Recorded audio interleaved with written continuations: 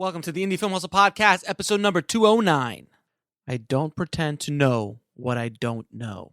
Socrates. Broadcasting from the back alley in Hollywood, it's the Indie Film Hustle Podcast, where we show you how to survive and thrive as an indie filmmaker in the jungles of the film biz. And here's your host, Alex Ferrari. Welcome, my Indie Film Hustlers, to another episode of the Indie Film Hustle Podcast. I am your humble host, Alex Ferrari. Today's episode is brought to you by Black Box.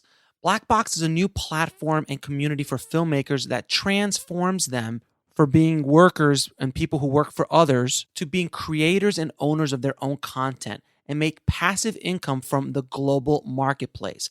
Black Box currently allows creators to upload stock footage once and get to many agencies, and then allows to share their passive income streams with other collaborators. It's quite revolutionary, and it's a great work-life hack for filmmakers and video creators. Think of it as a side hustle while you're getting your movies and your projects off the ground. For more information, visit blackbox.global. That's www.blackbox.global, and discover how you can start generating extra revenue for yourself. Today's show is also sponsored by Video Blocks. Guys, when I was shooting my show for Legendary Pictures, and I did that 96 pages in 4 days, I actually got into post, and we used a lot of stock footage, stock sounds, and even some graphics from Video Blocks. They are an amazing resource. With your membership, you are granted the rights to use that footage forever, in perpetuity, on any projects you want to.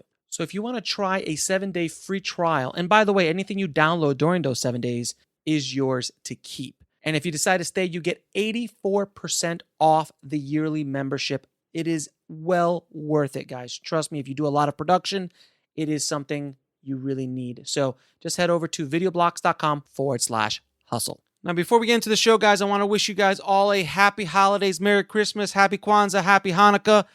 Everything happy holidays, guys. It's been a great year so far.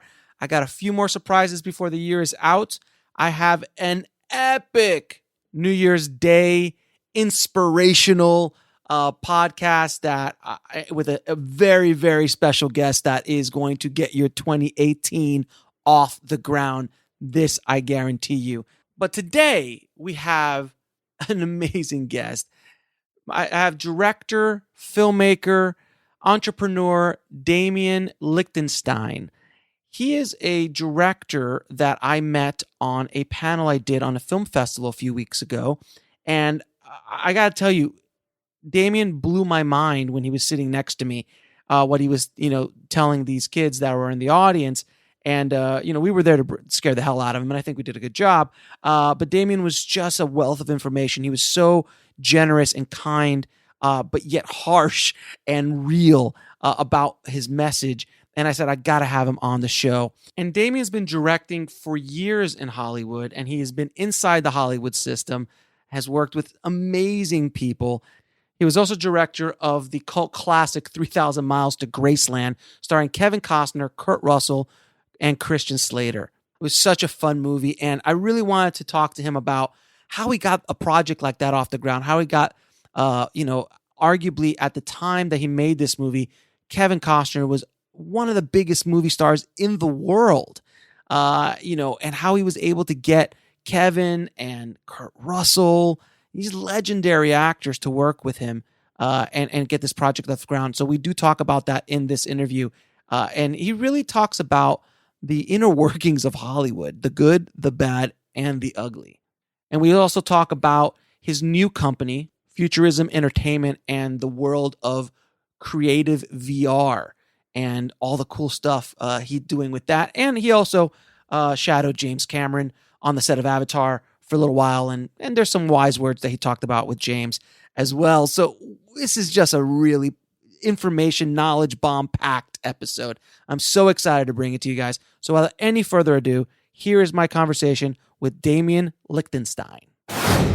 I'd like to welcome to the show Demian Lichtenstein. Thank you, man, so much for being on the show. I really appreciate it. It's my pleasure. I'm happy to be here. Yeah, we were doing that panel at that film festival a few weeks ago, and You were blowing my mind when you were sitting next to me. Some of the stuff that you were spouting out to the audience. I'm like, I have to have you on the show. You have to say these things to my audience. So I do again appreciate you dropping. Hopefully, going to be dropping some good knowledge bombs and some truth bombs on the Film Tribe. I'm all about truth bombs and knowledge bombs. On occasion, since I'm in Hollywood, I've been known to be completely full of it, so I'll do my best not to be. Okay. Thank you, man. So how did you get into business in the first place? Why did you want to get into this crazy business? It's a great question. There are multiple answers. I have always been fascinated by the frame. Mm-hmm. There was an image of me when I was a baby, like 1.5 years old, sitting on top of one of my father's freshly gessoed paint canvases. I had crawled onto the canvas that was still drying with the white, background paint that is applied to almost all canvases. Mm-hmm. And then I had picked up a brush and I had started painting around me. And I had a very early relationship to the frame. Mm-hmm. Both of my parents were artists, both of them painters and sculptors and puppeteers. So I grew up in this world of art and creativity and bore witness to it at a very early age. Skip to my parents were divorced and my mother lived in Vermont. My father lived in New York City. And I found myself growing up in the art community in Soho in New York City. Mm-hmm. And my mother in Vermont ran the Vermont Council on the Arts, which included everything from painters to filmmakers and musicians and everyone in between. So every weekend at my mother's home was kind of like the who's who of artists that were in the state living or visiting and hanging out. So I was surrounded by art and creativity at an early age. And in New York, similar with my father, I found myself in a lot of the, in my early days and my youth, surrounded by extraordinary artists. Mm-hmm. A side note, I crashed Andy Warhol's painted Jaguar on my prom night, just to give you an example of how embedded in that world I was. Wow. But if I'm really going to just, take pieces of it, I was an off-Broadway child actor, professional, paid at the age of 8. I got into an argument as a, precocious, punky child actor with the director. And because I didn't agree with his direction for my character. Mm-hmm. And he pulled me aside and quite harsh tone said, one day when you're the director, kid, you can do it any way you want. From now on and for the rest of this show, you'll do exactly what I say. And I went home that night and announced that I was now a director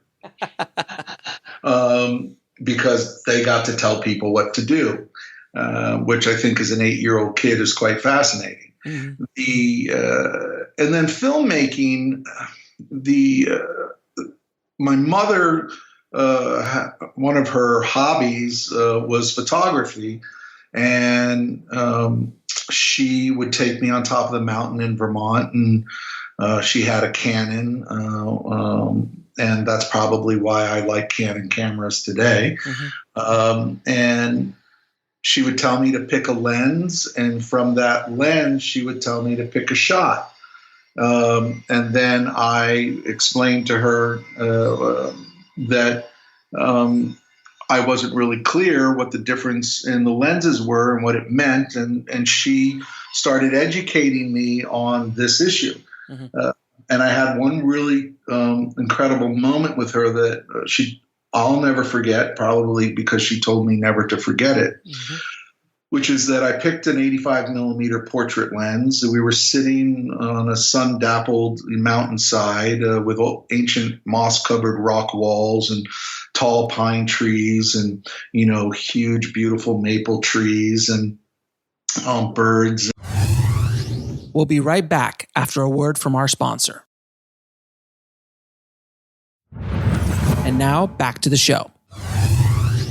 And deer in the meadow and the old farm on the other, mountainside and cows in the distance. And it was just incredibly beautiful.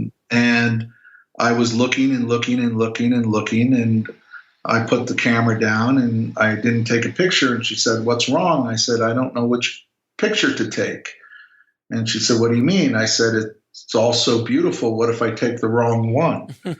And she said, she says, "I want to tell you something as an artist, and I want you to never forget this." And I said, "Okay." And she said, "It's just as important, perhaps even more important, what you leave out of the frame as what you put in it." Mm-hmm.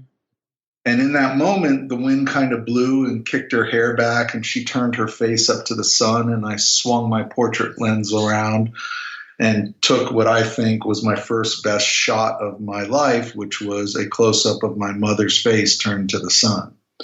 And that, I think, on many levels has driven my life and my career, always looking at it's just as important what I leave out of the frame as what I put in.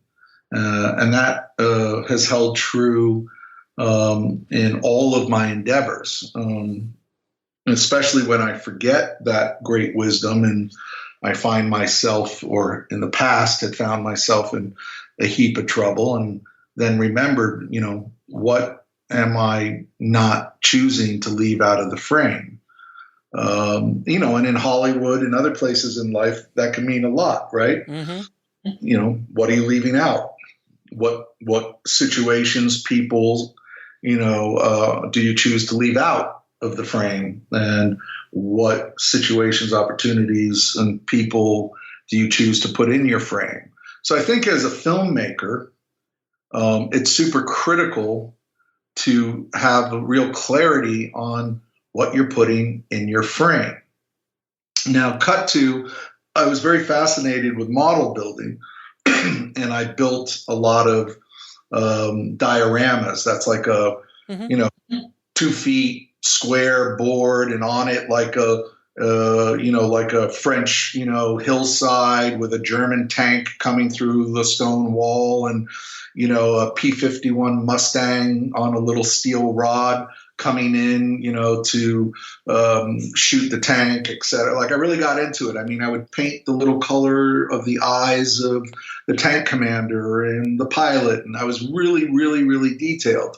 Mm-hmm. And then I would look at it for a while, and then when my mother or my stepfather weren't around, I remember this is Vermont, mm-hmm. So I would go to the gun closet and I would empty out, some shotgun shells of the gunpowder and tie it up in a little bag, put a fuse on it and light it and blow it up. Right. And several times my mother had to pick the chunks of shrapnel out of my face because I stood way too close to make sure I had a good image in my mind of what I just blew up. And when I built a really big diorama, my mom said to me, "Before you blow this up," I'm like, "What are you talking about? I'm not going to blow it up." But right, "Before you blow this up, I have a present for you. Wait till I get home." And she came home and she unwrapped a Bell & Howell Super 8 film camera. Nice. And she showed me how to use it and how to click that Super 8 cartridge in, and explained to me the process of a zoom lens, and showed me how I could stand 10, 15 feet away, have a friend of mine light the fuse and run away, and I could film it.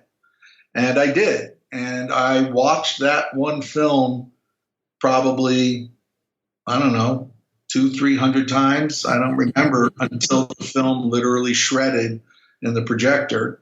And from that moment, if you cut to a year later, I've got like 8 farm kids, letting B-17s that are stuffed with cotton balls and lighter fluid on fishing line flying through the trees. We've got a bunch of firecrackers lined up in front of a bunch of tanks and Sure. the fuses and light the plane, light the fuse. And back then I didn't understand that you could get separate shots. I just tried to get everything in one take. In a oneer. Got it. A oneer. Right. And that really began my filmmaking career because it was the fun thing to do.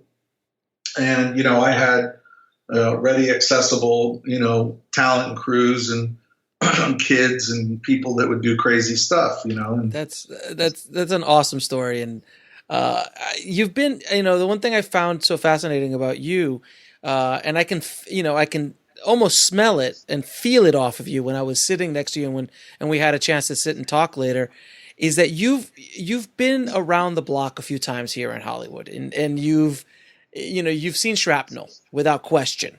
And that's what I found fascinating about you, that you were one of these guys that have gone through the system, have been in the system, still work in the system, but yet you were still very giving and you were still very kind with your knowledge. Can you explain a little bit about your journeys? I know that's a very large question. Your journeys through Hollywood, and kind of like what are some of the things that filmmakers need to look out for, especially when they're starting to kind of walk into the Hollywood system, and if they're lucky enough to even walk in that door. But what are some things you got to kind of look out for, in your opinion?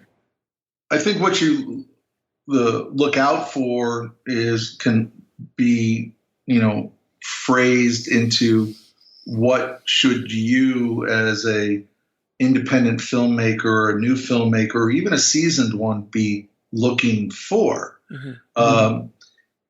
The reality, I think the panel we were on was kind of like how to break into the business. We scared the hell out of them that day. I think we scared them good. And I remember saying, if you can think of anything else that you would rather do in the world than this, then go do that. No harm, no foul. Like, I'm being a filmmaker so that one day I can buy a fishing boat and live in the Bahamas and go fishing every day. Yeah, then go to the Bahamas and go to work for a fishing boat, work your way up through the system until one day your boss offers you the boat and then one day you buy it from him, right?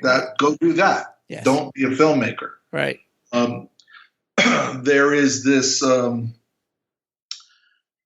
be a filmmaker because there's nothing else you can do with yourself and your life because you're driven to be a filmmaker or an actor or a cinematographer or director or producer or writer.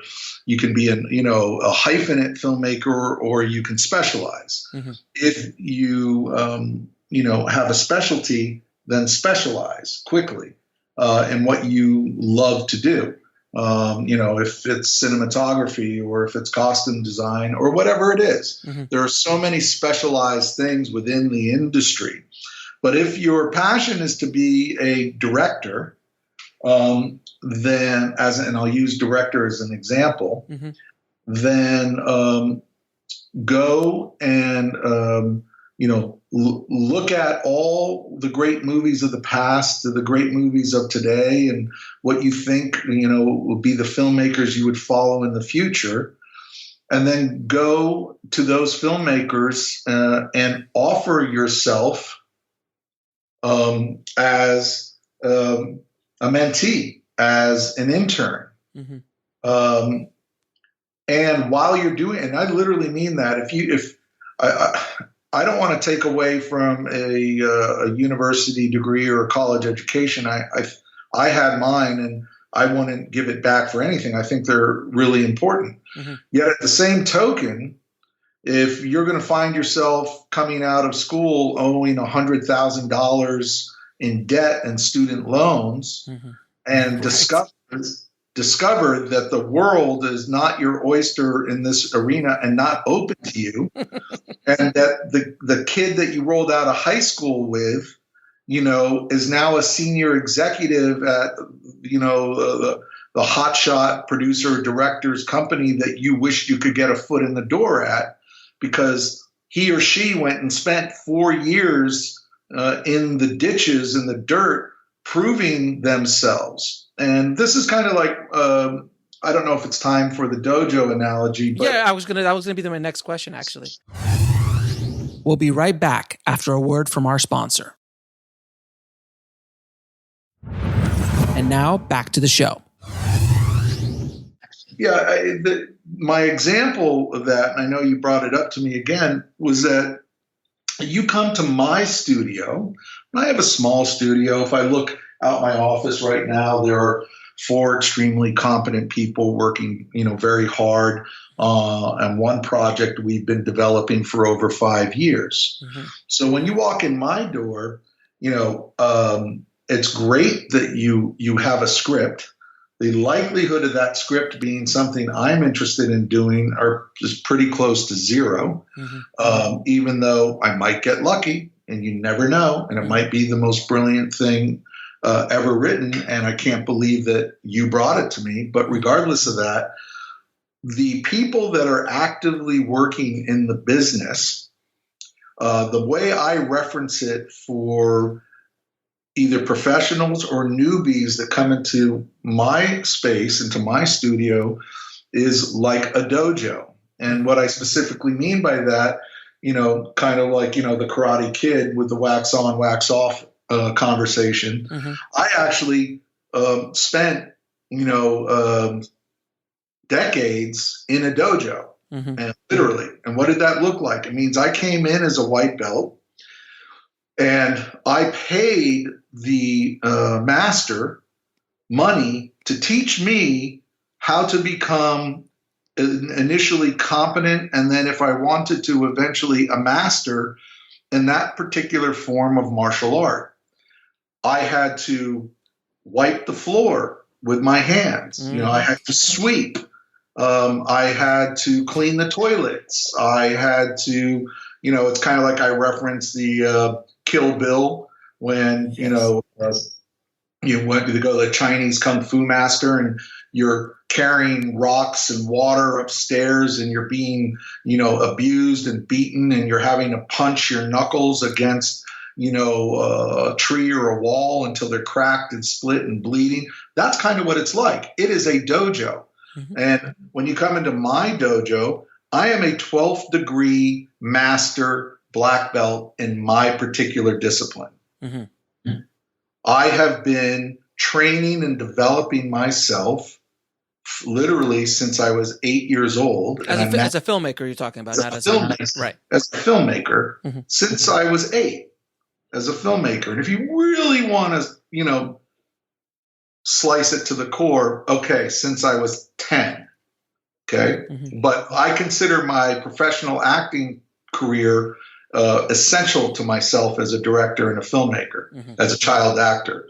I really understand actors at the core level, which is that they're all children inside looking to express themselves in a way that brings them closer to their original source experience of life, But regardless of that conversation, in my office, you are in a dojo. You are speaking to a master of this discipline and this particular style. Often, it's funny because as a master, I'm paying you to train me instead of you paying me.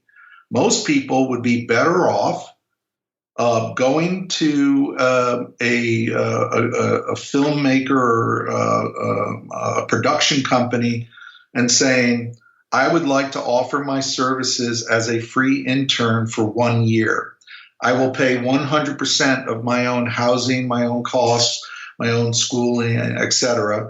And I will be of service to this company. And if I survive the year here and you believe that I am of value to this company, then I would like you to give me the first available lowest paid position so that I can work my way up and learn from the ground up. That's like entering with the mindset of a white belt who's intent on becoming a black belt. So it's important for filmmakers to understand that when you're talking to someone who has actually made feature films at the studio level or independent films or television series or whatever, they have mastered a discipline and they deserve, in principle, your respect. If they do things that no longer deserve your respect, as we see happening in Hollywood today, yes, with the Weinsteins and some of the other people that are in trouble, then don't give them your respect. But, not for a microsecond, you should not put up with any form of harassment. I'm not talking about harassment. I'm talking about the discipline of being of service to those who have been in the trenches and have been on the mat and have been in full contact, knockdown martial arts tournaments, mostly longer than most of those new incoming people have been alive.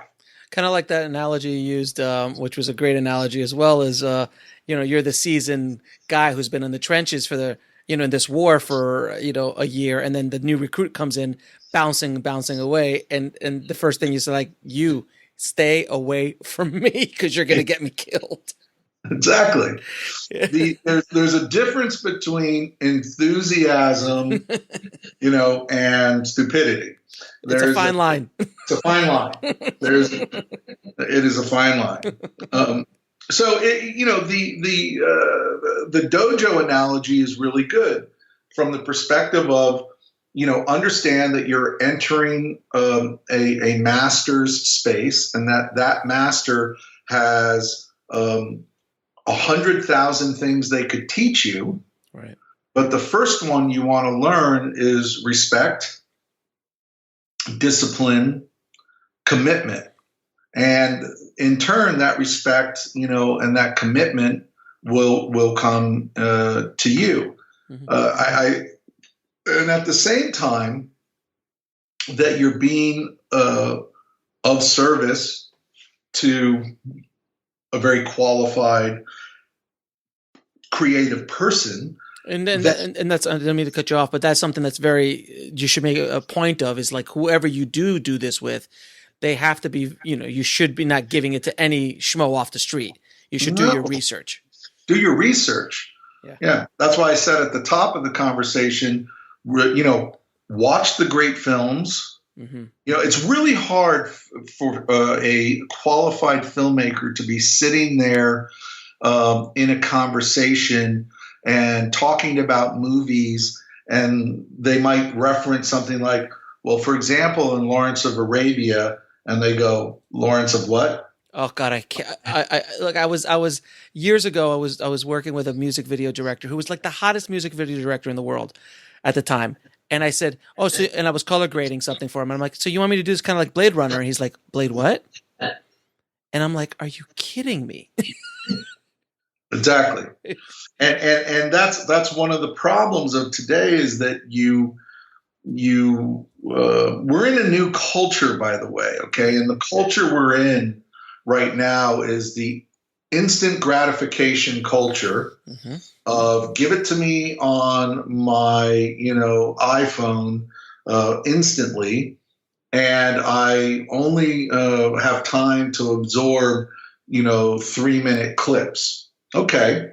If that's the case for a wide section of the global marketplace, then you have a very unique opportunity. That unique opportunity is that, I'm not even talking about the iPhone 10 that's just come out, but you can take an iPhone, or you can take,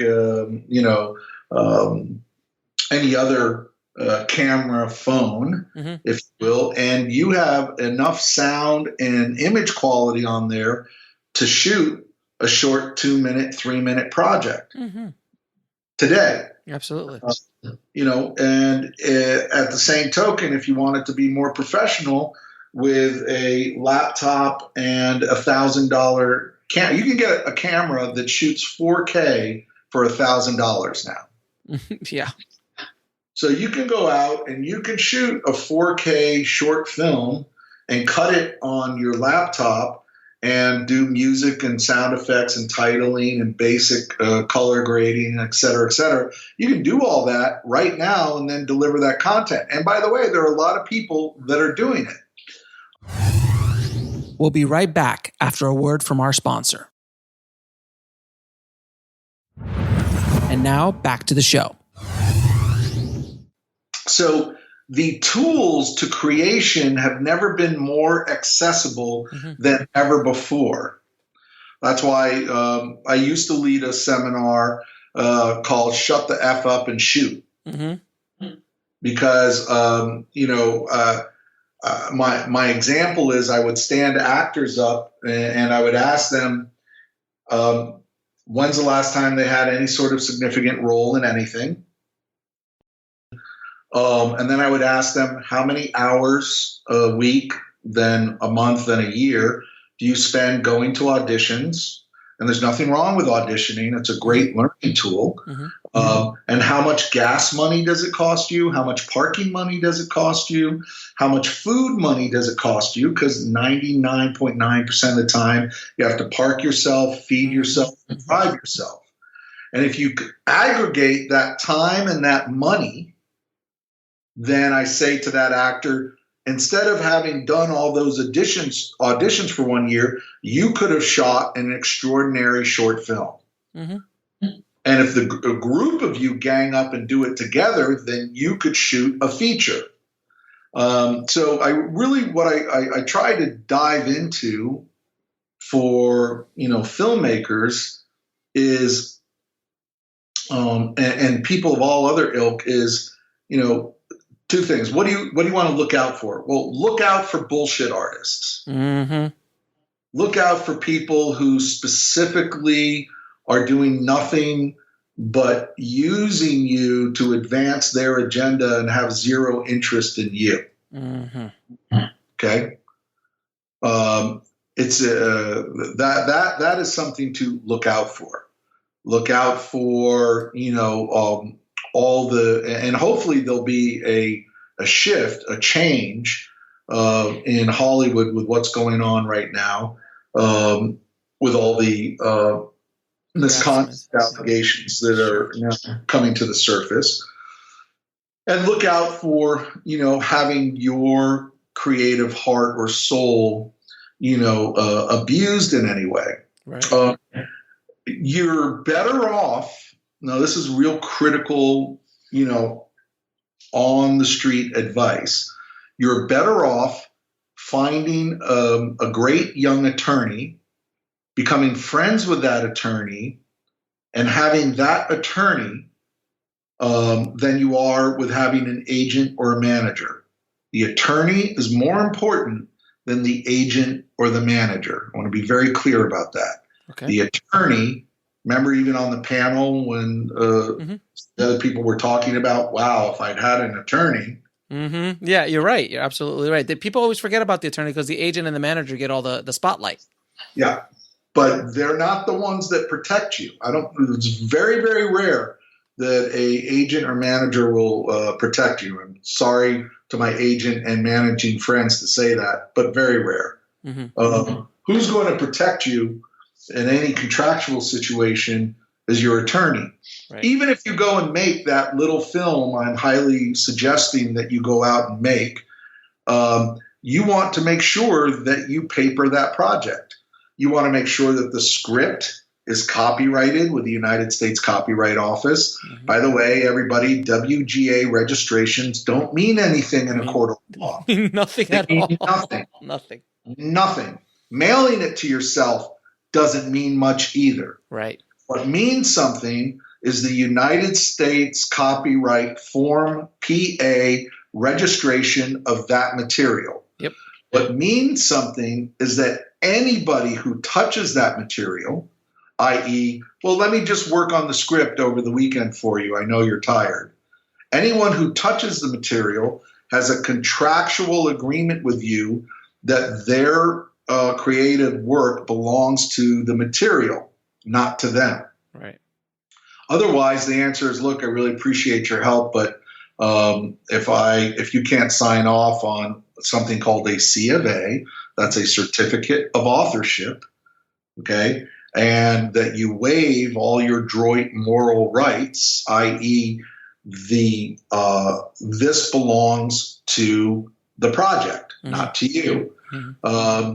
All of these things become super critical, that your actors sign off. If you're using SAG actors, then you get a SAG new media agreement in place. And if you're paying everybody, $10 and a can of Coke and a slice of pizza, then that's what you're paying them.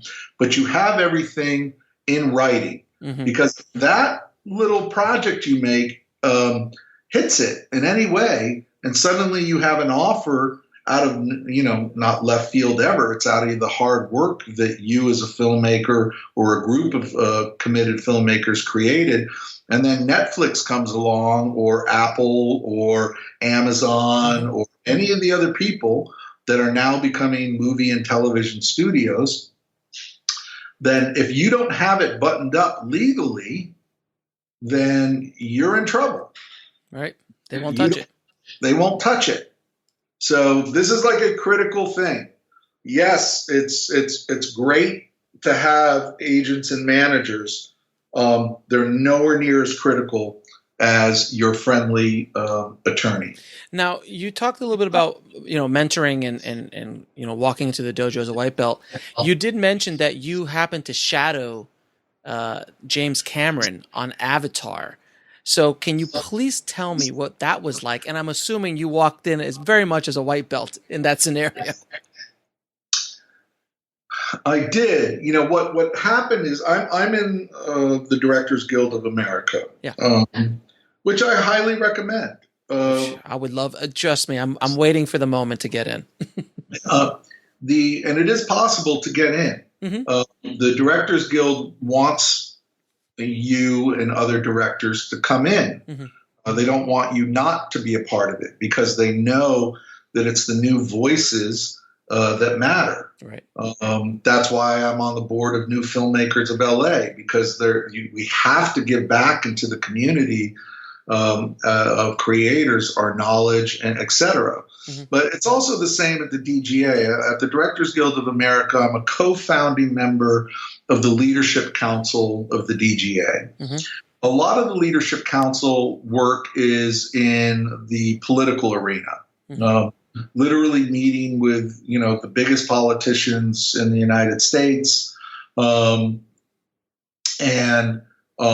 discussing the issues that concern creative rights, intellectual property rights, filmmaking, runaway production, et cetera, et cetera. And it's a nonpartisan group formed of Republicans, Independents, Green Party, Democrats. But what we all have at core is that we're members of the Directors Guild, and we're committed to providing the structures at policy level that support filmmaking in the United States and abroad. So it's a weighty group, and so that helped you get. I'm assuming. So the answer is that being a part of all of that, one of the things that happened was that Steven Spielberg and James Cameron, also Jeffrey Katzenberg at the time, came to talk to a large group of assembled directors about the necessity for everyone to learn how to create 3D films the right way, because if we do it the wrong way, it'll become a fad rather than a new form of art. Right. Like a resurgence of an old form into a new form, a la Avatar. And I stood up and I said, look, that's really, really easy. No offense, Jim, for you, and Stephen for you, and Jeffrey for you to sit there and say that to us. But you're James Cameron and Steven Spielberg.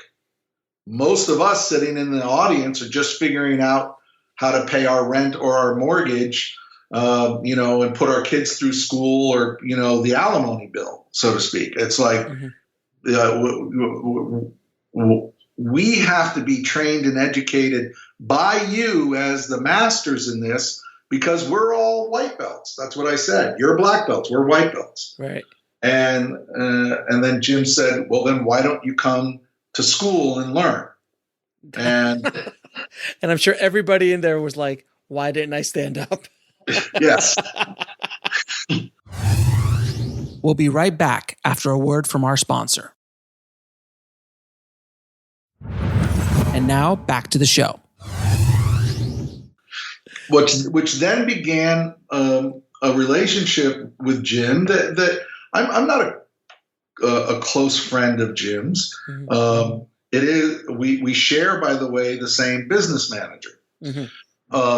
And I'm in the middle of potentially helping his team out with some really radical new technology that would help him and would help Peter Jackson in the pursuit of the movies they're creating, Avatar and beyond. Mm-hmm. But that is years later, right? This is almost a decade later. Right. But if I hadn't done that, if I hadn't stood up and I hadn't said, look, I'll be a white belt in your school, and I hadn't gone and literally, you have to strip away all your ego, all your knowledge, all what you think you know, mm-hmm. and stand not in the shadow, but in the light of a master who's at the forefront of creating, mm-hmm. which is what I had the honor and the privilege to do with Jim. So how was that experience? Because he was literally creating the technology as he was shooting, almost, wasn't he? The Avatar? He was. And what happened, I think it's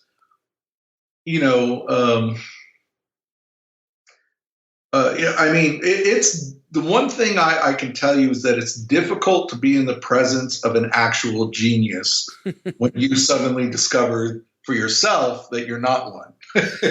You know what? Russell Carpenter, who was on the show as well, he said the exact same thing about Jim after Titanic and True Lies. Yeah, I mean, that's what you're dealing with Jim. The man is operating on another level, so multiple levels. You're playing single board chess, and he's playing holographic chess with 20 levels, right. And remembers every single chess move he made on every board instantaneously.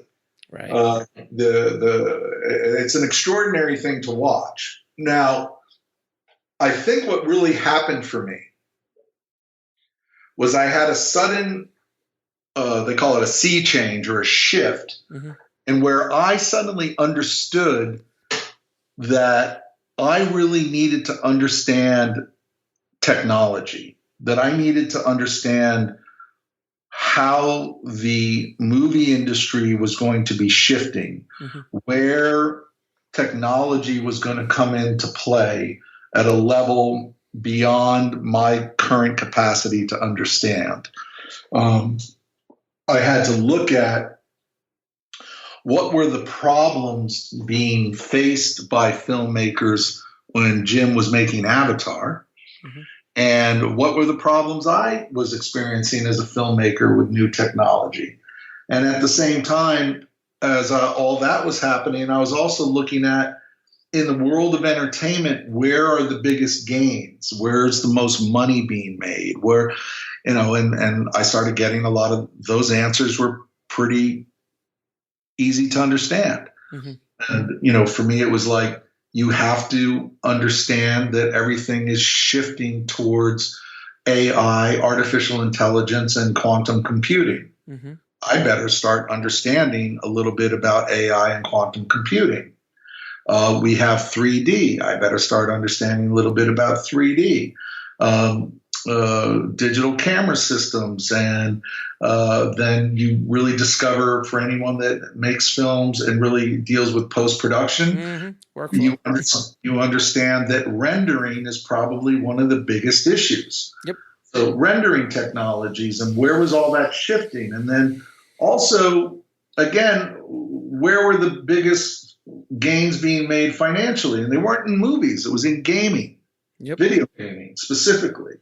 So then, and Jim was making a video game of Avatar, and I was putting together a big 3D action movie, and I decided I wanted to make a video game out of it, and I wanted to do a 3D video game. And then you suddenly understand you're not just rendering a second camera eye, it's more like you're rendering 4 separate eyes at the same time. So all of these things started culminating in shifting my perspective into something of, I would say I'm as much a futurist now as I am a filmmaker. And this all came about purely because you shadowed James Cameron on the set of Avatar for a handful of days. Correct. And you told me on the set on your last day, I think you said, when you told Jim, "Hey, I've got to go, Jim. I'd stay here forever, but I got to go make a living." What was the best advice you received from James? If you can recap that for everybody. We broke for lunch, and he and I sat down alone. The whole crew was out there, and he really he said some really great and empowering things to me. But what I said was, okay, great. With everything that I've seen, I'm learning that I can interpolate with everything that's going on. And, knowing that I have to get back to, my creative life, and you've got a huge endeavor in front of you. What is your single greatest piece of parting advice? And he said, well, I'm going to answer your question with another question, Demian. But first, I think I'll start with a statement. And what he said was, which felt good, even though I don't know that's true. But he said, you're as good a filmmaker as any of us. You're a filmmaker. He goes, what I need to ask you is, since Lucas discovered his, for all intents and purposes, Steven, and he meant Spielberg, discovered his. Peter, who's really his partner on the Avatar shows, Peter Jackson, Peter certainly had discovered his. And even with all my success, I finally discovered mine. The question is, what's yours? And what is those things that he was saying that he found? What his vision was for himself as a filmmaker for his life. For Lucas, it was Star Wars, right? As an example. Right. For Cameron, it's Avatar. Yep. What's yours? And I looked him right in the eye and quite sheepishly and maybe intelligently said, Jim, I have no fucking idea. And he looked at me and nodded his head, and he said, when you figure that out, when you discover for yourself what yours is, then everything else you need to do will be self-evident. That's amazing advice. And we chatted about some other things, and then he got up and, did his thing. Tossed his plate out and was walking back to set, and I was standing watching him go, and then he stopped and he turned and he looked at me and he said, and one more fucking thing. I said, yeah. He goes, make sure it's a love story. And then he kept walking. That's brilliant. That's because you know what? And I think in all of his movies, he has some sort of love story in them. Every one. Every single one, from Aliens to Abyss to everyone, True Lies to Terminators, they all have a form of a love story. Avatar, all of them. Wow. They all revolve around the essential need of a human being to fall in love or to be loved. be loved or to rediscover that who they really are at the core of their being is love. So that's an enormously powerful message that he imparts into pretty much everything he does. And he's done pretty well with those. He really has. He has not done bad. Not bad at all, right? We'll be right back after a word from our sponsor. And now back to the show. Now, you directed a movie that I'm a big fan of, 3,000 Miles to Graceland. I saw it when it came out back in the day, and I was just a huge fan about it, a huge fan of it. And I wanted you to talk a little bit about, because I remember when it came out, and it was a big hoopla. At the time, it starred Kevin Costner and Kurt Russell, Christian Slater. And at the time, I think Kevin was still at the peak of his powers at that point, if I'm not mistaken. How? And it still is in other ways. Oh, absolutely. I'm a huge Kevin Costner fan, but there was that peak where he could get anything greenlit just by walking in the room. That's correct. How can you discuss a little bit about the process of putting together a studio project like that? Because you're the producer and a director on it as well. And I know you've done, prior to getting it going, you had done other feature films and directed other features to get to that point. But how do you put a project like that together so the audience understands?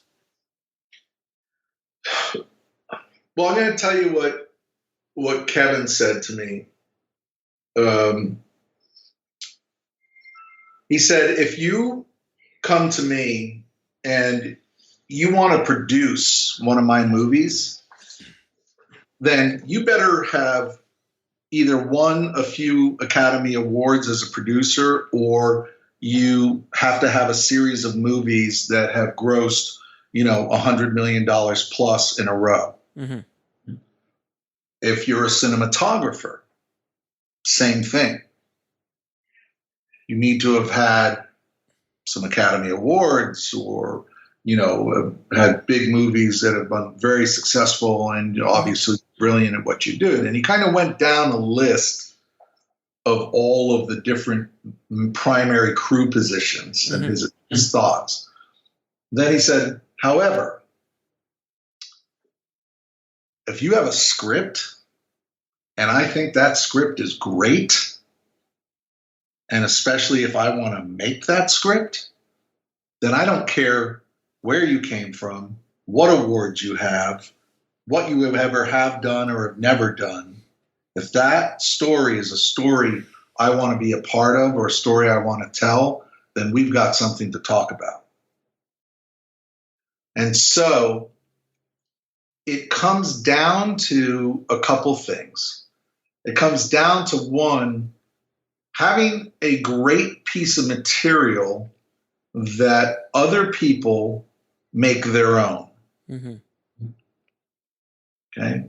And this, we'll come back to this, but I want you to remind me to talk before we're done about the understanding of being a filmmaker means you learn how to let go and let everyone else own what you're committed to doing. Got it. But that's really what it came down to. Now, we 3,000 Miles to Graceland got made for one reason and one reason only, other than that we had a great story to tell, was that Kevin Costner said, I want to make that story. And that's why. Of course. He greenlit it. He greenlit it. But by getting to Kevin Costner, okay, it's a pretty fascinating story how I ended up, at his home, having dinner, talking, and then being invited back again and again. And then I think it was on the fourth dinner that he said, I hear that you have a really cool idea for a movie. Would you pitch it to me sometime? So wait a minute, but you were meeting with Kevin Costner about, how did you get those dinners prior to? It wasn't about this movie, it was about something else? It was about the movie, but it was about something else. Okay. And this is, again, where kind of understanding the importance of certain things early in life and why they matter. Mm-hmm. And again, it's very much in the current lexicon of what's going on in Hollywood today. So back in New York City, when I was in-house director at Sony Music Studios, and I was one of the top music video directors in the world for a period of time. Mm-hmm. And look, I had a great time. I had 25 girls on the payroll for dancing that you could always turn to for, dance videos and things like that. There was it was a lot of fun, and everyone was a different time. Different time. And everyone was having a great time. But, I hired an assistant for two reasons. She was super smart and extremely beautiful. Mm-hmm. And that assistant is still today extraordinarily intelligent. She's a doctor, by the way. When I told you she was brilliant, she's a doctor today of Chinese medicine. Brilliant woman, Sharon. And Sharon is especially back then, was the kind of girl that every guy dreamed of having as his girlfriend. Okay. I don't know how else to say it. Sure. That's that simple.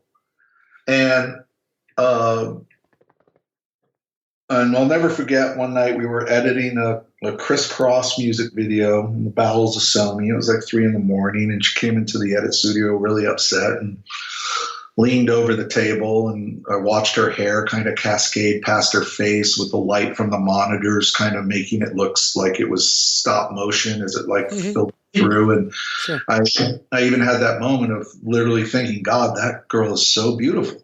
Right. But she was really upset. And I said, let me guess, I just had a big fight with your boyfriend. She's like, what, are you psychic? I said, no, you're you, and you're with a director in a dark room in a highly secured facility that no one else can get into. If I was your boyfriend, I would be deeply concerned. Right. So I'd like to meet your boyfriend and let him know he has nothing to be concerned about. She said, wow, you'd really do that? And I said, yeah. And that guy became a friend of mine for many, many years. Mm-hmm. When Sharon moved out to California, I followed, not following her, but a couple of years later, I came out with my girlfriend. And when I called Sharon, she said, hey, what are you doing? And I said, all right, we moved. I'm here. I'd love to meet you for lunch, chat. She said, great. What are you here for? I said, I've got a script I've been working on. Directing, and she says, what's it called? I said, 3,000 Miles to Graceland. She said, cool. Who's in it? I said, nobody yet, but I really want Kurt Russell and Kevin Costner. And she laughed, and I said, I know. I'm shooting pretty high, but they're two of my, heroes. Those are the guys I want in the movie. Mm-hmm. And she said, great. Let's have coffee. And, do you have the script? And I said, yeah, I'll bring you a copy. She called me the next day and she said, hey, I'd love you to come up have dinner with me and my boyfriend. I said, sure. She said, bring your girl, and I look forward to seeing you. I said, great. And a couple of days later, we drove up into the hills and drove up to a nice house and walked into the kitchen. She said, honey, my friends are here. I said, all right. And out walked Kevin Costner. Oh, you got to be kidding me. Yeah. God. Now I'm going to tell you something interesting. Yeah. Two things. And again, that's why I think it's so important, the environment of the day. And look, I've been good. I don't think I've been perfect my whole life. I'm sure I've made mistakes, but sure. Kevin said two critical things to me. Three things. He said, it's really interesting. You're here in my home. You've watched movies in my theater, and you've held my golden statues in your hand. I know you're a filmmaker, and I know that, you have a project, and I'm really impressed by the fact that you never once brought your project up to me. Yeah. That you were interested in who I was as a human being, not just a movie star. I said, yeah, you're not just a movie star, you're an Academy Award-winning filmmaker, Kevin. And he said, well, I just want you to know I appreciate that. And I said, yeah, thank you. I appreciate you having me over to your home. The next thing that he said that mattered was he said we were actually sitting alone. I remember it very well in his really cool kind of jungly hot tub. We'll be right back after a word from our sponsor. And now back to the show. Just talking about filmmaking and about the great filmmakers that we loved from the past. And they turned to me quite directly and he said, my girlfriend told me that, you're the only guy that she'd ever worked with who didn't try to sleep with her. Right. And I said, well, she's brilliant. I have a lot of respect for her. And, quite frankly, that's not what I hired her for. Right. I hired her to, bring her intelligence and her skill set to helping, me push my life and my career along. Mm-hmm. I said, well, I just want you to know that, as her boyfriend, I know that always impressed her and it impresses me. That's rare. And I said, well, thank you. And then the third thing he said that mattered after I pitched my project to him is he looked at me and he said, you know what? I said, what? He goes, that's literally the best pitch I've ever heard in my life. And if I ever made a movie like that, I wouldn't play the hero. I'd play the bad guy. When you have the script, let me read it. I said, I have the script in the trunk of my car. Of course you do. I'm surprised you didn't have a waterproof version of it in your pants somewhere. Exactly. And I gave it to him, and and the rest is history. Now, the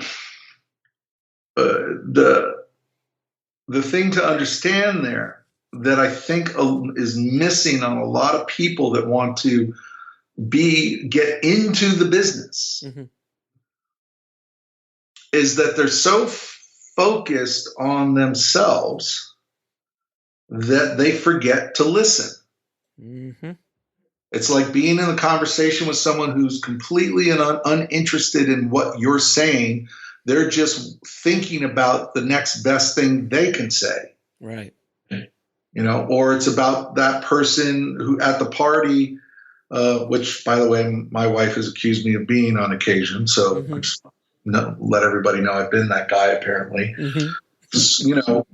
Such an arrogant bore that the only thing, he or she dominates the entire conversation with their stories about their stuff and is quite frankly uninterested in anybody else's story or in anyone else at all because narcissism is ruling the day mm-hmm.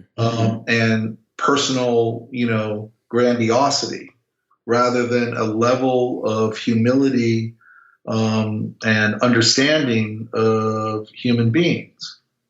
And look, sometimes you have to be the person talking and trying to make a difference. Right. And I think that it's we're at a really, really critical time in creativity where we need not just the established, but the upcoming and new voices to, tell important stories about humanity and about the planet and about the animals and about the universe and consciousness and spirituality and love, and to really get the depth of the gift that they have inside of them and figure out a way to express those gifts without being complete dominating assholes to everybody else.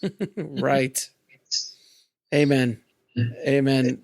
Now, when you worked on 3,000 Miles to Graceland, I'm assuming this is the first time you worked with arguably legends, Kurt Russell, Kevin Costner. First time I worked with acting legends. Exactly. prior to that, worked with people like Eric Clapton Sure. and Sting and, Queen Latifah. So how do, yeah, exactly, as a musical director, but let me ask you a question. How do you direct an Oscar-winning director? And how do you direct someone like Kurt Russell, who's been literally, he was born and he just, right off the womb, he was acting in Disney movies. Like, how do you direct those kind of actors?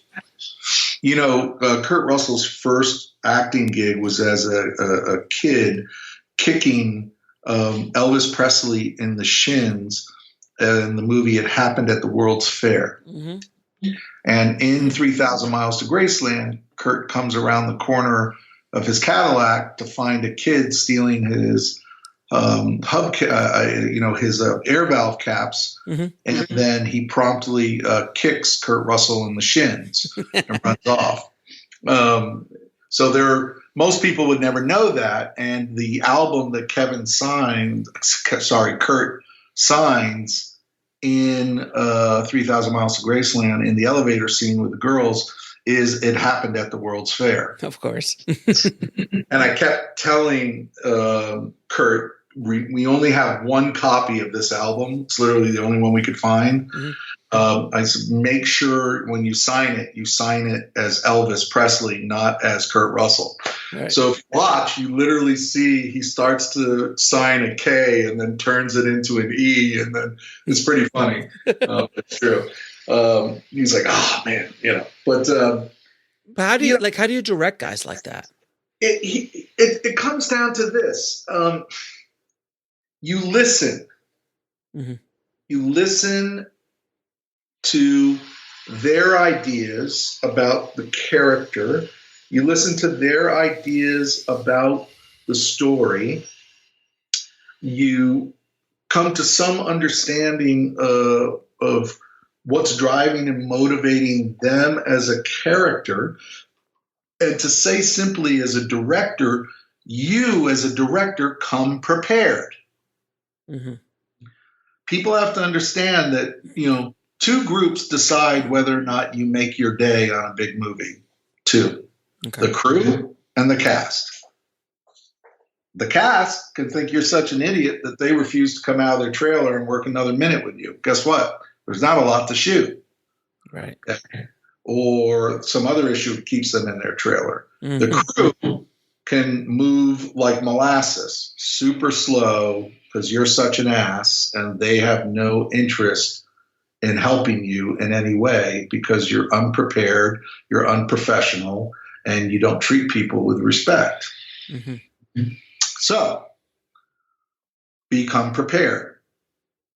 And literally what I mean is read your script, block out your shots, write down your shot list, make quick thumbnail storyboards, and hopefully have a storyboard artist that can turn them into storyboards.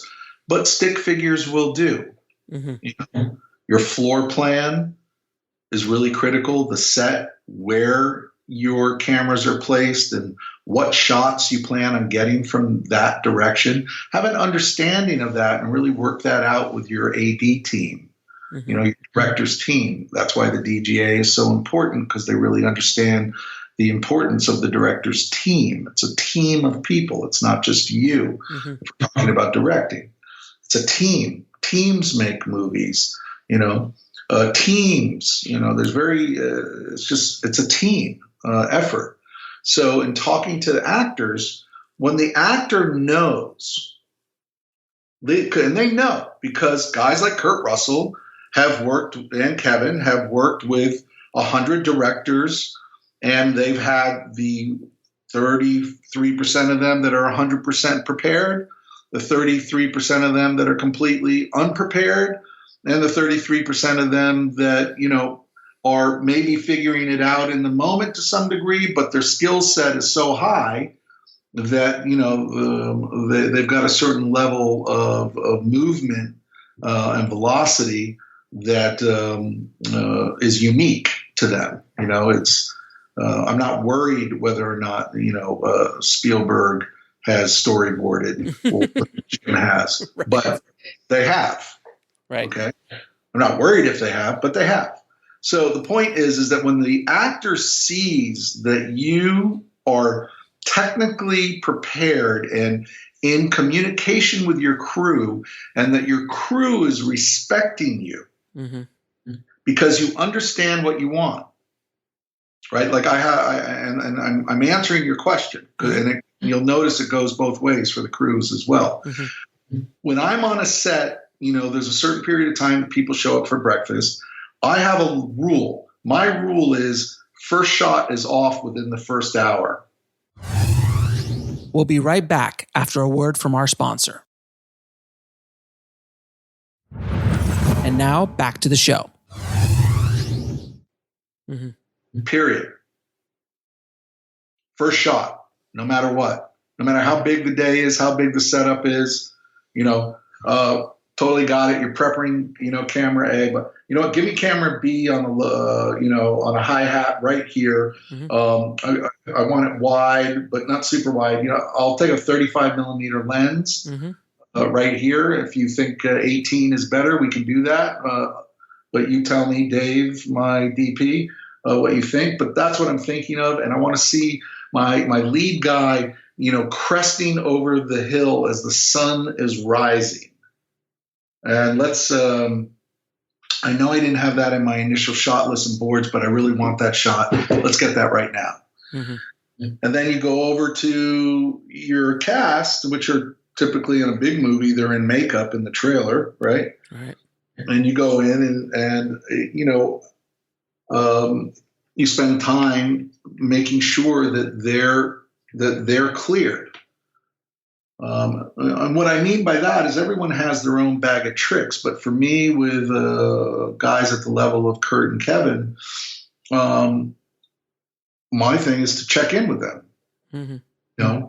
I call it clearing the way for the day. Okay. I.e., it's helpful for me to know that you got into a huge fight with your wife this morning on the phone, or your girlfriend, or it's helpful for me to know that your high school best friend just died in a car wreck.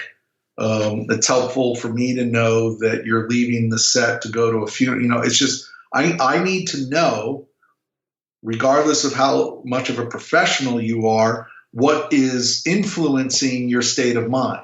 And how do you do that when you check in? Do you actually ask them, how are you doing today? Ask. Huh? Yeah, I actually ask. Okay.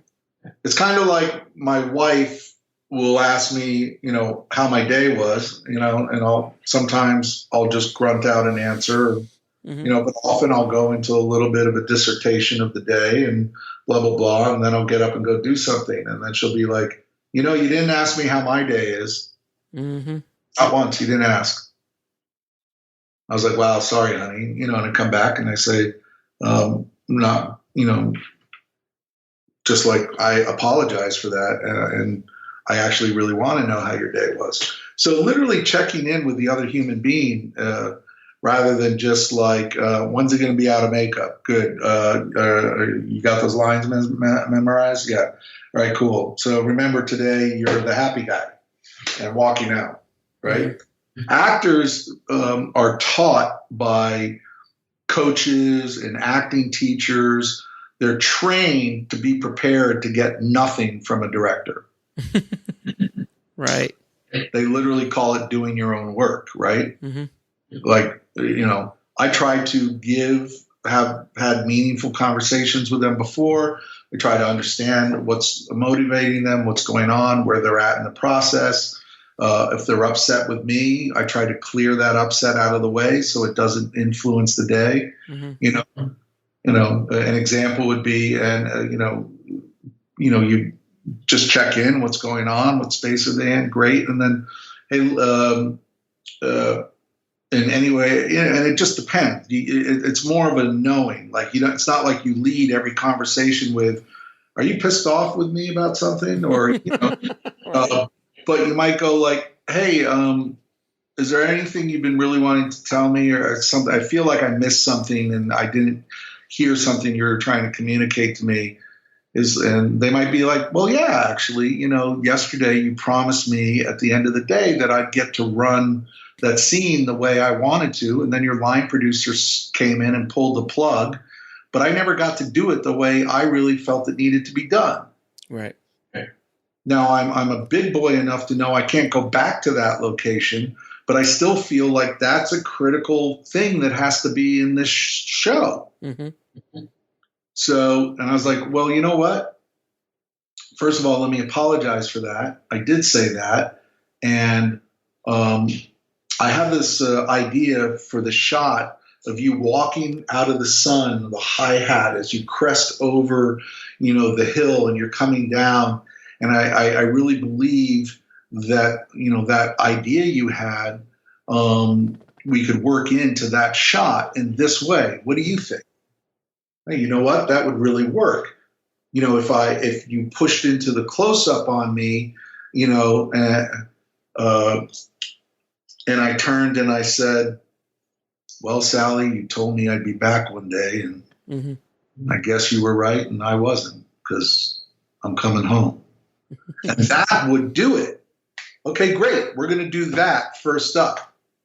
Now, I'm just giving you an example, but that is an actor who now feels like they're in relationship with the director, that the director is listening to them, that the director cares about what's going on for them, not just about them parroting out some good lines for them, and that understands that there's a co-creative relationship happening with the person who is embodying this character on screen. Who would you say is the greatest living actress today? No, well, Meryl, I'm assuming. Meryl Streep, right? Right. So Meryl said something great. Now, she didn't say it to me, but what she said is, she said, as an actor, I give voice to a soul that doesn't have one. Oh, that's a great line. And you really want to think about that, because that when I heard that never left me as a director. As an actor, I give voice to a soul that doesn't have one, because the actor embodies the living, breathing soul of the character that has been written, on the page, either by another writer or yourself. And they are, as an actor, doing everything they can to embody the soul of that being and give voice to that character. As a director, I'm sorry I cut you off. No, I was going to cut you off. Go, continue. As a director, it's my job, or the job of a director, to clear the pathway so that that voice can be fully realized from the depths of the soul of that character. And as a director, it's always good to check in to find out if you're the biggest roadblock. I can tell you, as a director, I have discovered, holy shit, I'm the biggest roadblock here.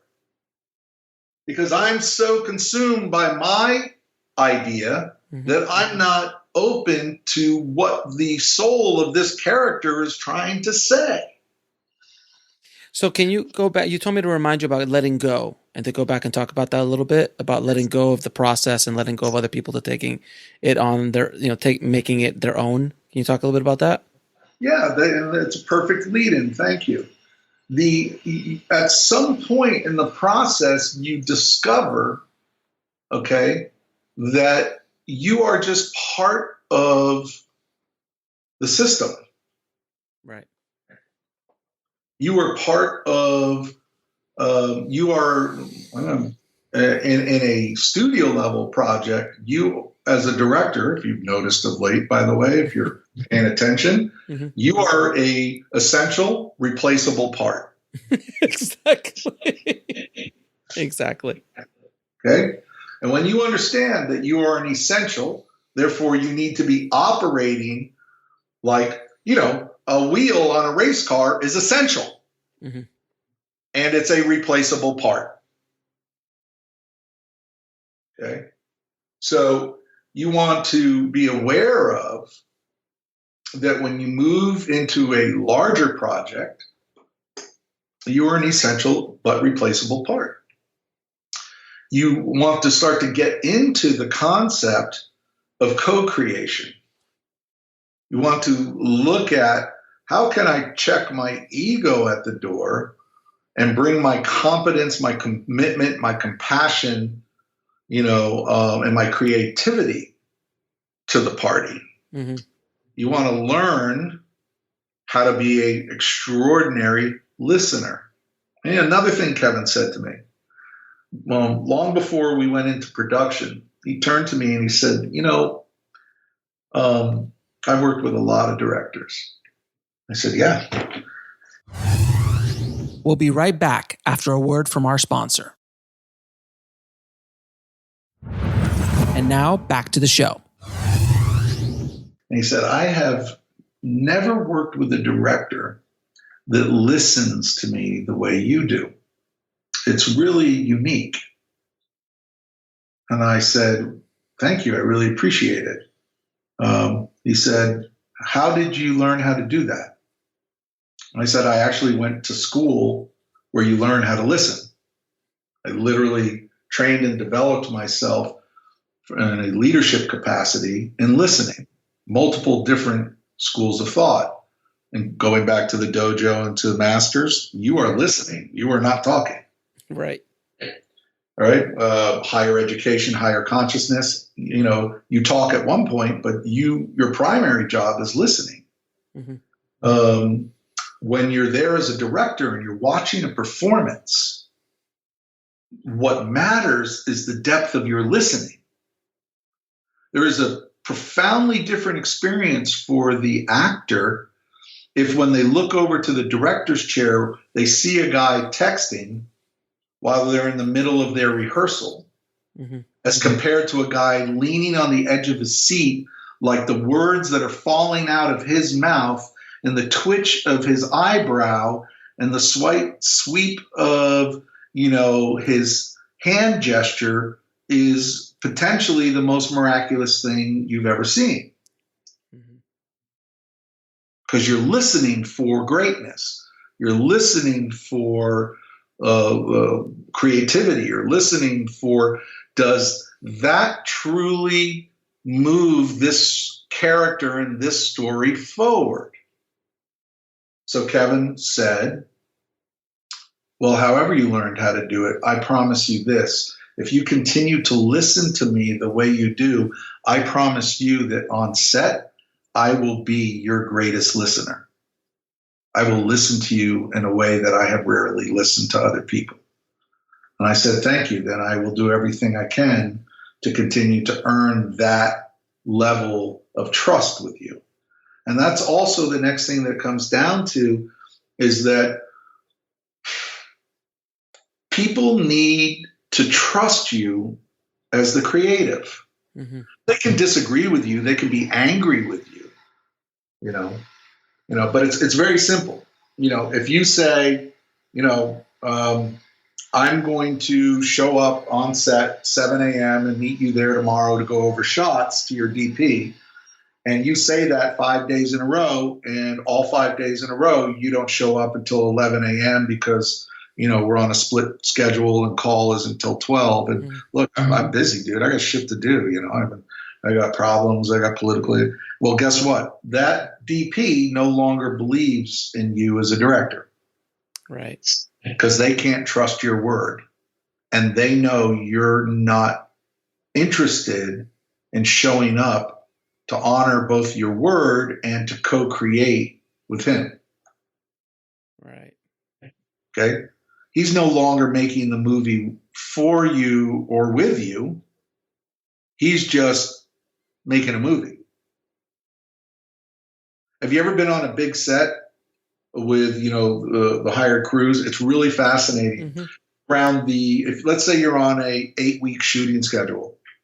Around the 6th week, on every break or downtime, you see every crew member on their phone or their iPad or whatever, because they're all busy lining up their next gig.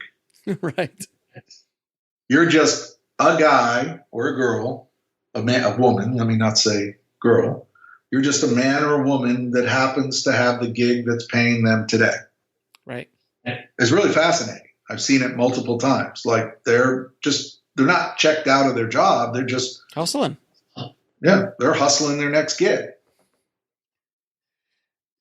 Now, can you discuss a little bit about what you're doing with Futurism Entertainment? I can.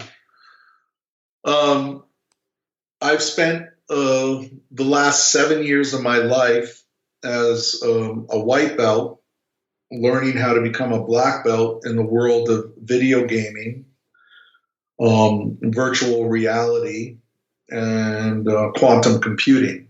Mm-hmm. I believe that the future of entertainment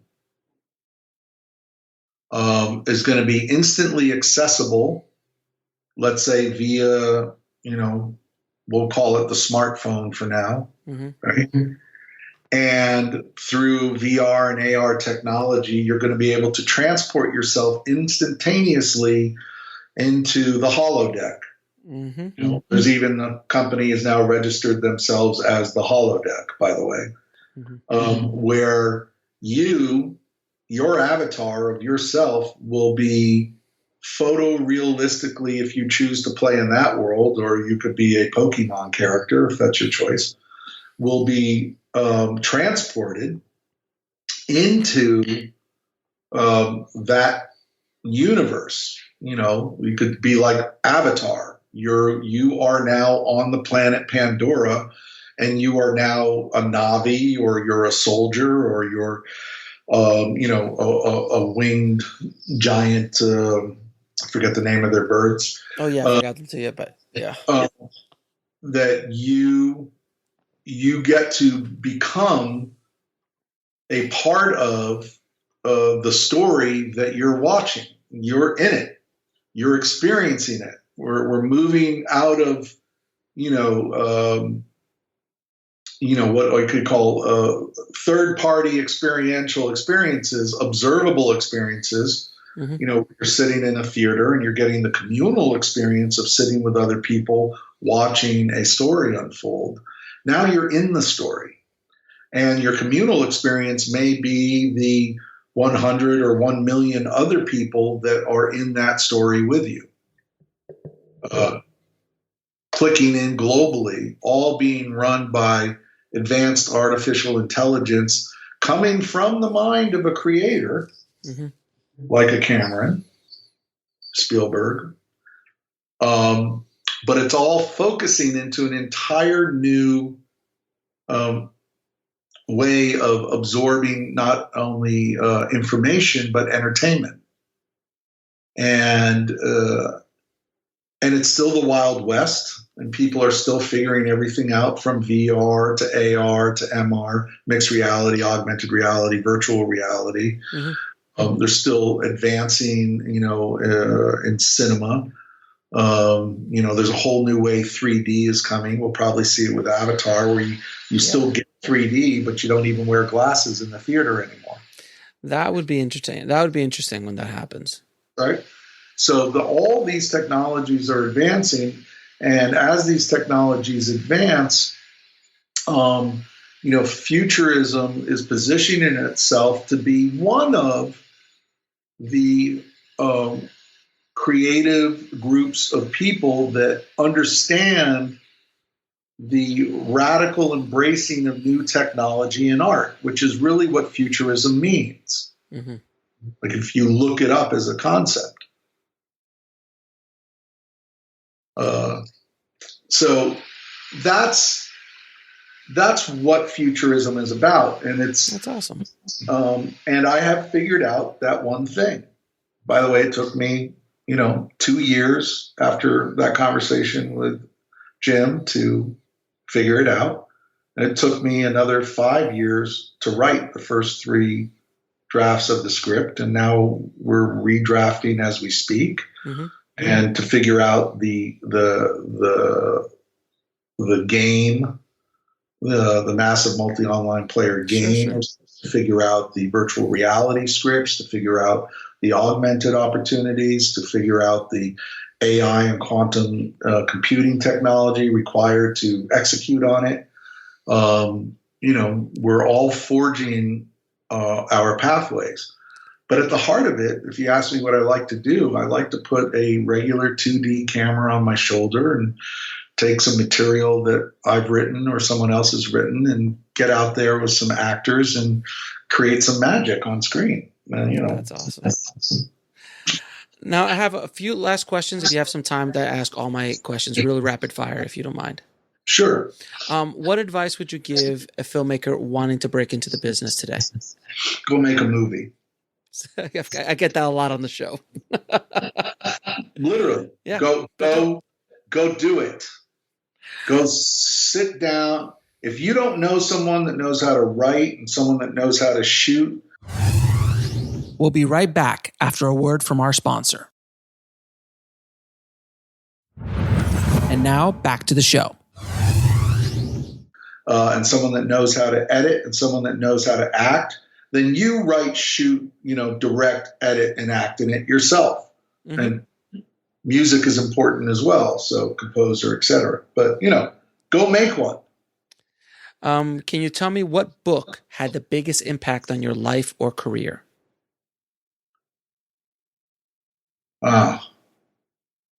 What book had the biggest impact on my life or career?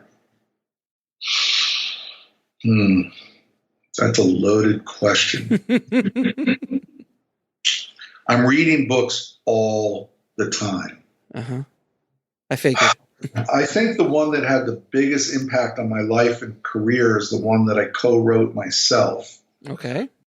And I mean that from the perspective of who I had to discover I was. And by the way, I didn't like what I found out about myself. Mm-hmm. And the people that I interviewed for the book, or that I came into contact because of it, from the Dalai Lama to, Jack Canfield, who sold more books than anybody on the planet, to Marianne Williamson, to Reverend Michael Bernard Beckwith, to you name it. Mm-hmm. The book's called Discover the Gift. That book and the documentary that went with it probably had one of the biggest impacts on me because I actually had to make it. With that said,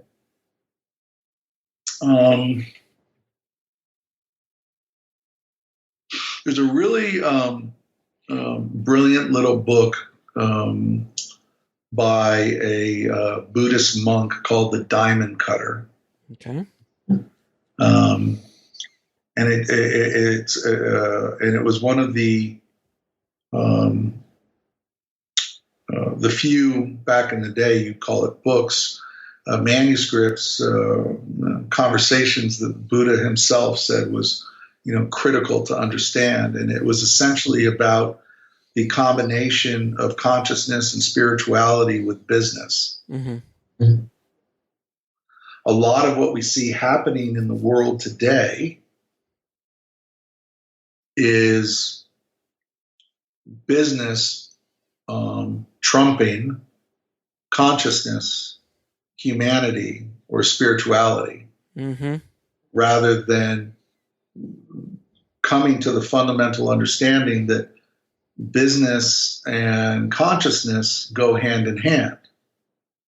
And the simplest way to understand that is that if you have a huge company and the leadership of that company are conscious and enlightened and care about humanity, then the impact on the thousands of people that work for that company is, radically different than someone who's running a big company that thinks it's only about money, and that the people that work for them are basically slaves.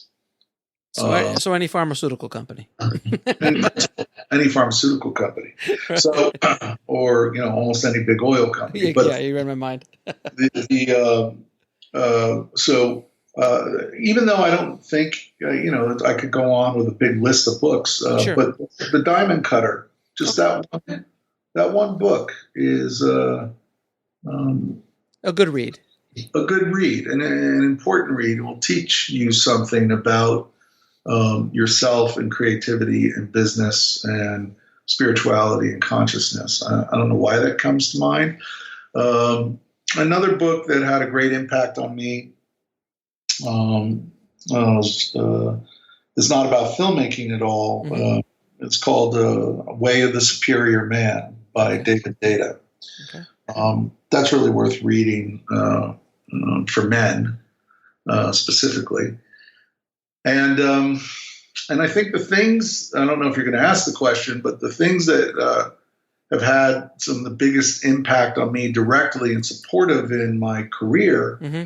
has been my being a student at Landmark Education, Mm-hmm.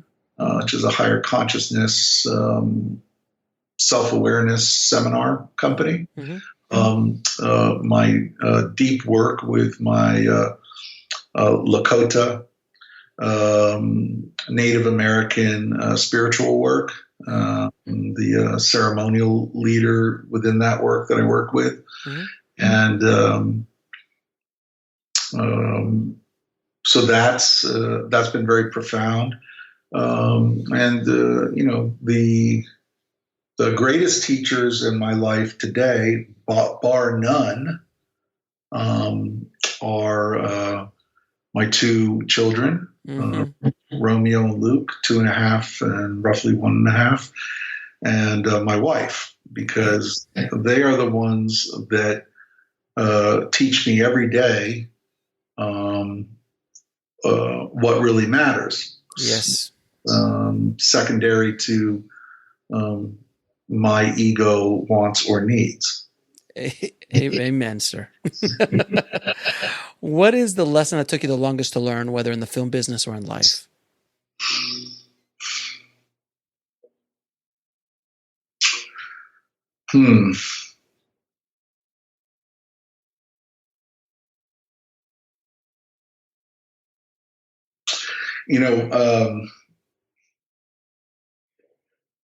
I was sitting up at a house right underneath the Hollywood sign. I mean, literally right under the sign. Just, you can't get much closer. Sure.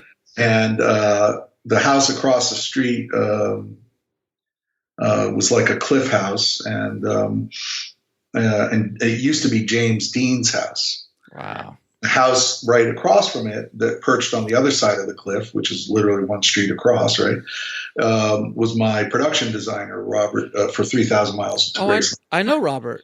Yes, Robert DeVico's house. Yeah, he was my production designer in a bunch of commercials I did. Yeah. So he's good people. He's amazing. I love that. I've been to the house. The house was amazing. Yeah, incredible house, right? And he moved, by the way. He's in Europe now, right? In Spain, right? In Spain. He couldn't take America anymore and what was happening, and didn't want to raise his twin daughters here, and left. Yep. And by the way, that's a lot of what's been happening. Is some of the greatest, most creative people have literally been saying, "I'm done," and literally leave to go live the life they dream of living. Sure. And he's doing that. But so I was at Robert's house, and a art director that was a friend of his, who's a Vietnam vet, and had been shot and had killed people in combat. Was an older gentleman, and he saw me sitting there in a really deep, mopey, upset mood. And I just had another big movie that I'd spent like 2 years developing and prepping, have the financing pulled right before, a week before we went into production. Of course. And so now my creative life was upside down, my financial life was upside down, and I really felt like my career was over. And he said, "What's wrong, Demian?" And I said, "Well, you know what? I'm at that point in my life where I'm pretty clear it's all over." And he goes, "Well, what do you mean all over?" I said, "It's done. You might as well just jump off the cliff. It's done." And he's like, "Well, short of jumping off the cliff, what are you really upset about?" And he goes, and I said, "Well, that even with all my things that you would have thought would have catapulted my career, and it's taking so long." It's just taking so long. And he looked at me and he had this like leather pouch on his belt, and he had like the studded leather jacket and the long hair and the black Harley, and he looked at me and he quietly pulled out his little tobacco pouch and rolled himself a cigarette and looked at me for a minute, and he kind of looked like Merlin the magician. You know what I mean? Right. And he was a wise man. He'd seen a lot of the world and a lot of life, and a lot of the ugliest parts of the world and a lot of the most beautiful parts of the world. Yeah. We'll be right back after a word from our sponsor. And now back to the show. And he said, do you know what the beauty, Demian, is of your career taking a really, really long time?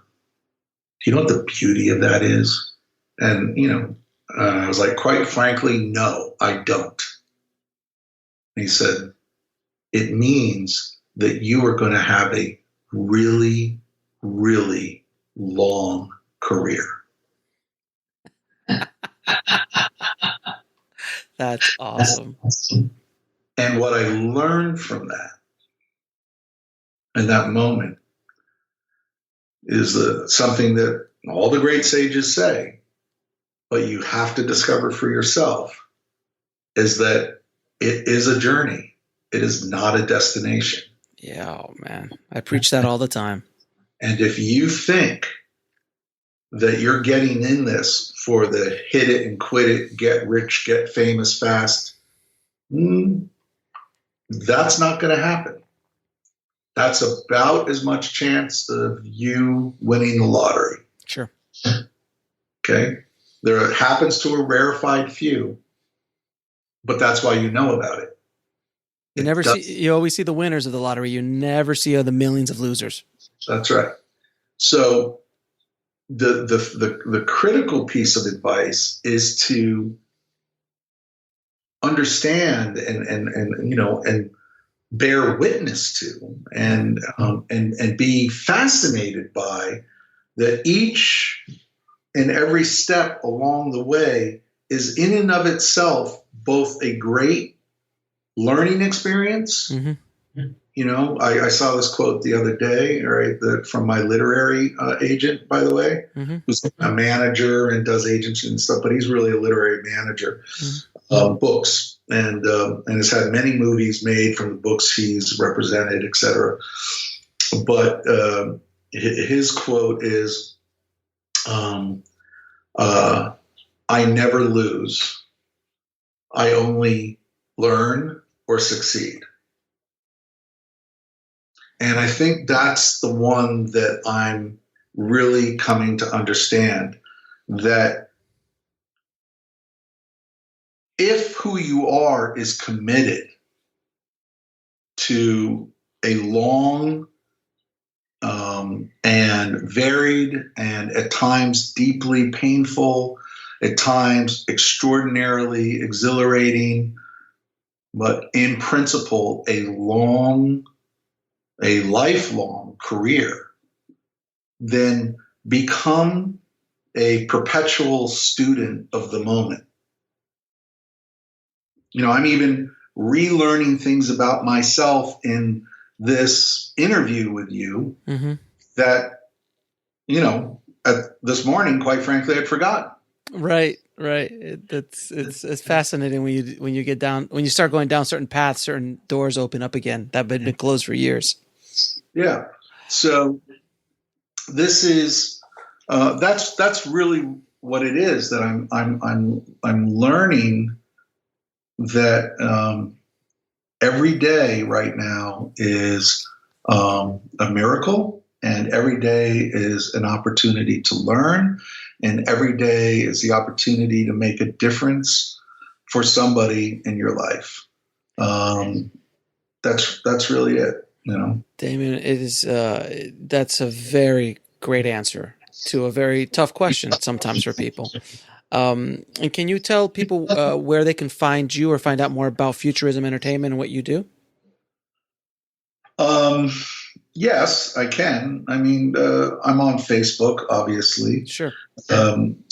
Futurism, we are in our early stages. You could call it a startup company. Mm-hmm. We are currently working out of, I just built a new home studio in Encino at my home, because I don't want to miss my children growing up, those formative, first 5 years. Yep. So this is where I typically am, or, traveling somewhere I have to travel to talk to the people I have to talk to. Futurism is not fully open for business yet. From the perspective of that, I'm hiring beyond the staff I have, or that I'm currently, in production. Got it. We are currently completing our business plans, our financial modeling. We are really looking at, how to be a essential and critical part of the new creative world that is opening up for everyone right now. And I guess I want to remind everybody, the other thing too, it's just really critical to remember that, this is the film business. This is the business of entertainment. It's an important thing to understand that it's not only about your creativity, it's about how can you build a sustainable model that generates revenue, that hopefully creates a profit that allows you to continue to engage in the creation of your dreams. Mm-hmm. How do you do that? A good idea is to model or find some way to be mentored by or connected to people that have been radically more successful at it than you have. Yep. Absolutely. Now, this has been an epic interview, Demian, without question. Thank you so much for, I know you're a busy guy, and taking all this time out to share your knowledge and experience with the tribe. So I really, really appreciate it. It's my pleasure. And I will promise that if we ever do this again, I'll have a good microphone set up. So I sound rich and boomy instead of hollow and echoey. Not a problem at all. And it has been my pleasure being a white belt in this conversation. So thank you so much, my friend. Thank you. I look forward to seeing you. I want to thank again Demian for taking the time to come on the show. He dropped some major knowledge bombs and just a wealth of experience, and I knew he would from meeting him and talking with him that day. And I hope you guys got a lot out of it because some of the stuff that Demian talked about in this episode, you will not learn unless you go through the hard way. And in a small way, I hope this podcast helps you guys trying to avoid a lot of mistakes that my guests have made and I have made and people I've talked to have made. So hopefully this helped you. And again, Demian, thank you so much for taking the time to talk to the tribe. Now, if you want links to anything we talked about in this episode, just head over to indiefilmhustle.com/209. And Merry Christmas. Happy holidays. I've got some presents to go wrap. As always, keep that hustle going. Keep that dream alive. And I'll talk to you soon.